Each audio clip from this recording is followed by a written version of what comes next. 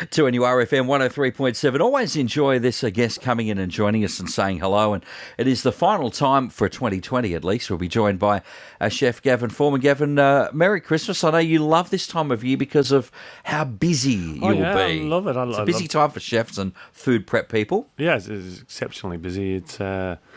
It's one of those times of the year where lots of people go out and party and lots of people work behind the scenes.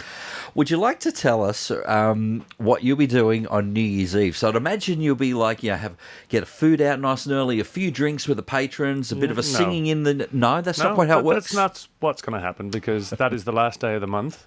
Yeah. Which also means stock take. So as soon as we finish serving everybody and clean up, I'll be standing in fridges and freezers with a clipboard counting grains of rice and cucumbers and lettuce. Now, I'm thinking New Year's Eve, right? Mm-hmm. Most people are in a bit of a party zone. Yep. How accurate is that stock take on New Year's Eve? If anybody from Iris is listening, exceptionally accurate. But the Gunya Hotel's stock take for this year, December, it will be bang on target. Absolutely, every grain of rice will be counted. If he says there's 15 ice creams, there are 15 ice creams. I'll make sure there is, and if not, somebody will have to eat the rest of them.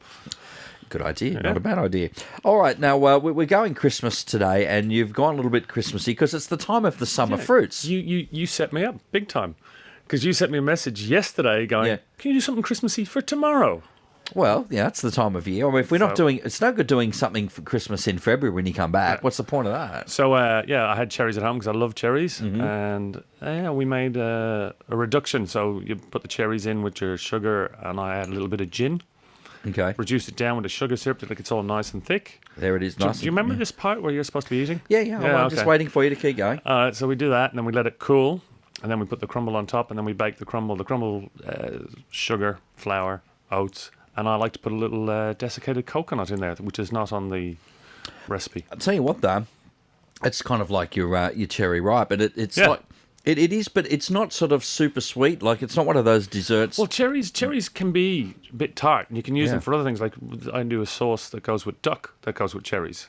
So cherries can be used in lots of different ways. Ask the Germans. They're very clever with their cherries. Okay. Black Forest Gatto is beautiful. One of my favourite cakes. Again, this is not too bad because, like I said, it's not... For those who like a dessert, like something sweet, but it's not sort of... The sweetness doesn't overpower you. Yeah. Exactly. It's quite mild. The other ingredients sort of just bring it back down to earth, and it's just there. And gin's not a sweet drink by any means. And when you use the juniper berries, which they use to make gin, it balances quite well with the cherries. Mate, well, I think you've done well. I'm disappointed. I should have whipped an anchovy in the bottom of or something just to finish the year on a high for me. It would have been like, just keep going. That's that bit at the end. Ugh.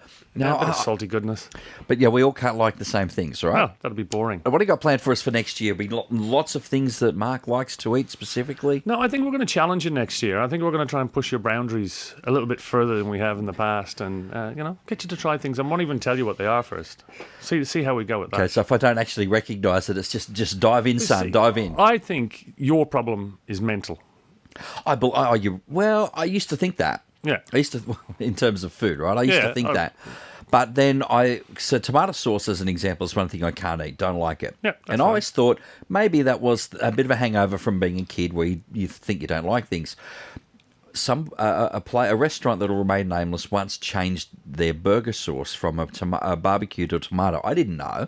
And I just went and bit into this burger, and it was like the most disgusting thing ever. So it was the sauce. It wasn't mental. I just really don't like it. But this is when we're talking about trying new things. I think that's where your mental barrier is. Gotcha. If I go, this is raw, if I just go, try this, and you go, oh, that's really nice, then I go, well, it's raw meat. Gotcha. Okay, so I think I get what you're saying there. So it's like, well, you'll either like it or not based on its merits, and then the reveal will be, it's actually, escargot, snails. Exactly. Yeah, maybe we should give that a go next year. Oh, I'm happy to try. Yeah. Happy to try. Anyway, as always, I know it is a bit of extra on your day for coming in, but as always, thank you for my pleasure. For all of this and being a part of this year. A lot of fun. We'll catch you next year. Yes, I'll be back. All right, that's our chef Gavin Forman. Last time for 2020, but he will be back in February next year with us right here at 2NURFM. 2NURFM, a broadcast service of the University of Newcastle.